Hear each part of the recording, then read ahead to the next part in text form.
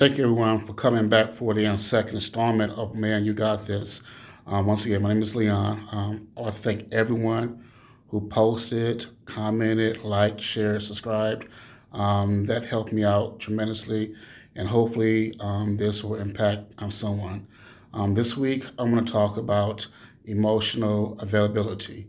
For those who suffer from anxiety and depression, you suffer a different way.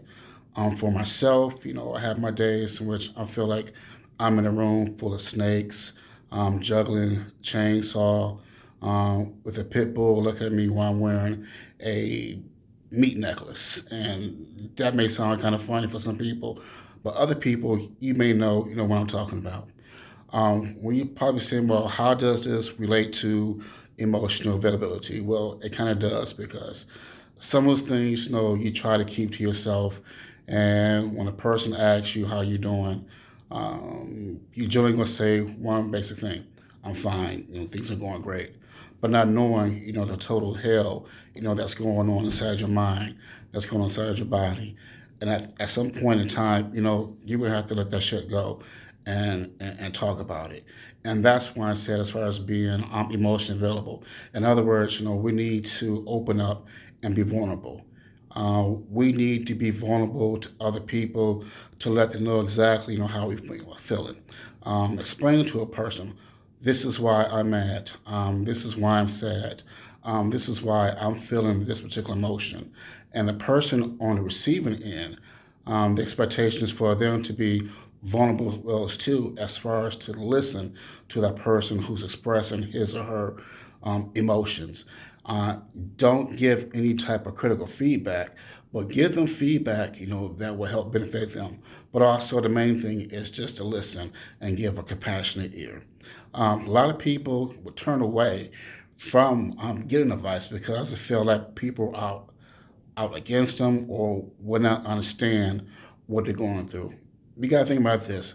Another person's misery is another person's ministry. So you don't know, by reaching out to other people, you don't know how that may help them as well while helping yourself.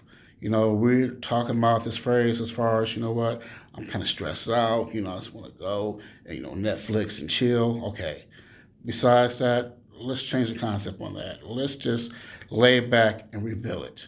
Um, get with someone, get with a counselor, a therapist, and talk about your emotions, talk about your problems. The thing about it is that we were told as individuals, and sometimes as men, we shouldn't be vulnerable. We shouldn't, express our emotions. And I'll never forget, when I was a kid, I was helping my father and some of his friends tear down the garage, and there was a concrete slab that was in the backyard.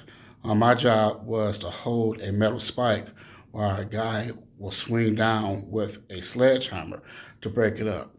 Now I'm 10, 11 years old, and I'm crying like a baby, thinking this guy has to hit me across the head with a sledgehammer. And all I can think is about my dad, telling me, don't cry, crying is for punks, you shouldn't be showing emotion. Sit there, lay there like a man, and take it. You're going to be all right. So that concept kept and stayed inside my mind. And when that was inside my mind, unfortunately, when my dad passed away, I really didn't show any emotion as far as crying at his funeral until later on that day during the repast service. I just broke out ballistically crying in a corner someplace, crying that I lost my dad, but also too crying that I felt like I let him down because I showed emotion. Like I said, when that emotion builds up inside you, some form of fashion, it's going to come out. It's going to come out probably in a positive way, or it may come out in a negative way. In which I stated that you may kind of counteract that with as far as alcohol, drug use, pornography. Unfortunately, act of crime because you don't know how to express yourself. So my thing is just try to be open up yourself to be vulnerable. It's time out for being the rough and tough type. It's time right now to show yourself that you can be open and that you can be vulnerable to other individuals. Once again, take the opportunity to seek help, ask help, and get help because that's the only way that you'll survive. Once again, I would like for you to comment, post, like, share. This helps me out, tremendously as far as my topics. I'm not an expert. I'm just a person, that's going through this process and just want to share on the people, how I cope.